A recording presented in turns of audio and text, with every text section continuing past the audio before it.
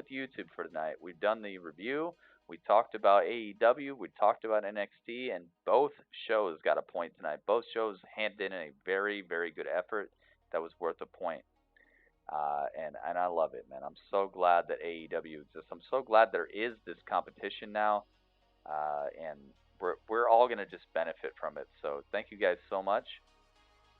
If you liked the stream, please leave a thumbs up. Please tweet about it. Please let the world know, because there are people out there doing half as much work, getting twice as many retweets and favorites. Let's remedy that situation, guys. I'll catch you guys in just a few moments back on mixer.com/𝗷𝗬𝗡𝗧𝗏 Saga.